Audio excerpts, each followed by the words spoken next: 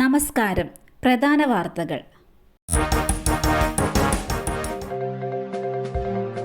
പുന്നമടക്കായലിൽ ഇന്ന് ആവേശപ്പോര്. 70ാമത് നെഹ്റു ട്രോഫി വള്ളം കളിയിൽ മാറ്റുരയ്ക്കാൻ 72 കളിവള്ളങ്ങൾ. വയനാട് ദുരന്തത്തെ തുടർന്ന് മാറ്റിവെച്ച 70ാമത് നെഹ്റു ട്രോഫി വള്ളം കളി ഇന്ന് നടക്കും. ഓഗസ്റ്റ് 10-ന് നടക്കേണ്ട വള്ളം കളി 1.5 മാസത്തോളം വൈകിയാണ് നടത്തുന്നത്. 19 ചുണ്ടൽ വള്ളങ്ങൾ അടക്കം 72 കളിവള്ളങ്ങൾ മത്സരത്തിൽ പങ്കെടുക്കും. രാവിലെ 11 മണി മുതൽ ചെറുവള്ളങ്ങളുടെ മത്സരം തുടങ്ങും. ഉച്ചയ്ക്ക് ശേഷമാണ് ചുണ്ടൻ വള്ളങ്ങളുടെ മത്സരങ്ങൾ. 5 ഹീറ്റ്സുകളിലായാണ് ചുണ്ടൻ വള്ളങ്ങളുടെ മത്സരം. തുടർച്ചയായ 5ാം വിജയത്തിനാണ് പള്ളാത്തുരുത്തി ബോട്ട് ക്ലബ്ബ് എത്തുന്നത്. ടൂറിസം മന്ത്രി മുഹമ്മദ് റിയാസ് വള്ളം കളി ഉദ്ഘാടനം ചെയ്യും. അങ്കമാലിയിൽ വീടിന് തീവെച്ച് ഗൃഹനാഥൻ തൂങ്ങി മരിച്ചു. ഭാര്യ തീപ്പൊള്ളലേറ്റ് മരിച്ചു. 2 മക്കളുടെ നില ഗുരുതരം. എറണാകുളം അങ്കമാലിയിൽ വീടിന് തീവെച്ച് ഗൃഹനാഥൻ ജീവനൊടുക്കി. തീ ആളിക്കത്തി വീടിനകത്ത് ഉറങ്ങിക്കിടന്ന ഭാര്യ വെന്തു മരിച്ചു. ഗുരുതരമായി പൊള്ളലേറ്റ് 2 കുട്ടികളെ എറണാകുളത്തെ സ്വകാര്യ ആശുപത്രിയിലേക്ക് മാറ്റി. പുളിയിനം സ്വദേശി എച്ച് ശശിയാണ് ജീവനൊടുക്കിയത്. ഇയാളെ തൂങ്ങി മരിച്ച നിലയിൽ കണ്ടെത്തി.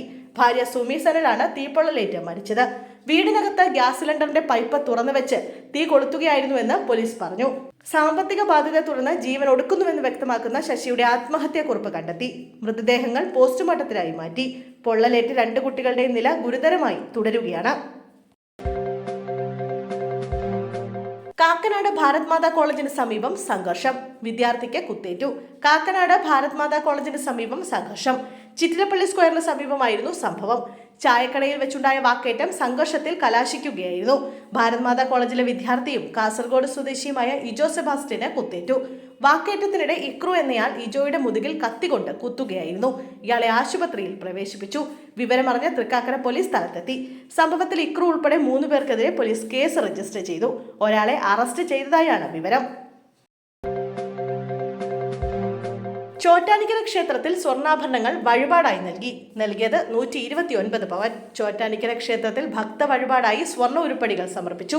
ചെന്നൈ സ്വദേശിനി പത്മയുടെയും കുടുംബത്തിന്റെയുമാണ് വഴിപാട്. ചോറ്റാനിക്കര ദേവിക്ക് 908 ഗ്രാമുള്ള സ്വർണ്ണ കാശുമാലയും 71 ഗ്രാമുള്ള സ്വർണ്ണത്താമരപ്പൂവും കീഴ്ക്കാവ് ഭഗവതിക്ക് 52 ഗ്രാമുള്ള സ്വർണ്ണ കാശുമാലയുമാണ് സമർപ്പിച്ചത്. മൊത്തത്തിൽ 129 പവനാണ് വഴിപാടായി നൽകിയത്. സ്വർണത്തിന് മാത്രം 76 ലക്ഷം രൂപ വില വരും. ക്ഷേത്രത്തിൽ ദേവിയുടെ ശ്രീകോവിലിന് ചുറ്റും വെള്ളി പൊതിഞ്ഞിരിക്കുന്നതും കീഴ്ക്കാവിൽ വെള്ളി ഗോളക സമർപ്പിച്ചിരിക്കുന്നതും പത്മയുടെയും കുടുംബത്തിന്റെയും വഴിപാടാണ്. Cochin Devaswom board member MP Muraleedharan സ്വർണ്ണ ഉരുപ്പടികൾ ഏറ്റുവാങ്ങി. Chottanikkara Devaswom assistant commissioner Biju R Pillai, Devaswom manager Ranjini Radhakrishnan, ക്ഷേത്ര ഉപദേശക സമിതി പ്രസിഡന്റ് വേണുഗോപാൽ തുടങ്ങിയവർ പങ്കെടുത്തു.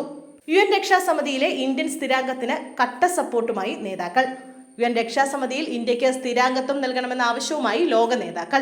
UN ജനറൽ അസംബ്ലിയുടെ 79ാമത് സെഷനിൽ നടത്തിയ പ്രസംഗത്തിൽ UK പ്രധാനമന്ത്രി കെയർ സ്റ്റാർമർ ഇന്ത്യക്ക് രക്ഷാസമിതിയിൽ സ്ഥിരാംഗത്വം നൽകണമെന്ന് ആവശ്യപ്പെട്ടു. രാഷ്ട്രീയം സ്വാധീനിക്കാത്തതും കൂടുതൽ പ്രാതിനിധ്യമുള്ളതുമായ ഒരു ബോഡിയായി രക്ഷാസമിതി മാറേണ്ടതുണ്ടെന്നും അദ്ദേഹം വ്യക്തമാക്കി. നേരത്തെ UN ജനറൽ അസംബ്ലിയിൽ നടത്തിയ പ്രസംഗത്തിൽ UN രക്ഷാസമിതി സ്ഥിരാംഗമായി ഇന്ത്യ ഉൾപ്പെടുത്തണമെന്ന് ബ്രാഞ്ച് പ്രസിഡന്റ് ഇമ്മാനുവൽ മക്രോൺ ആവശ്യപ്പെട്ടിരുന്നു. രക്ഷാസമിതി വിപുലീകരിക്കുന്നതിനെ ഫ്രാൻസ് എല്ലാ കാലത്തും പിന്തുണയ്ക്കുമെന്നും അദ്ദേഹം വ്യക്തമാക്കി. UN രക്ഷാസമിതിയിൽ സ്ഥിരാംഗത്വത്തിനുള്ള ഇന്ത്യയുടെ ശ്രമത്തെ അമേരിക്കൻ പ്രസിഡന്റ് ജോ ബൈഡനും അടുത്തിടെ പിന്തുണച്ചിരുന്നു.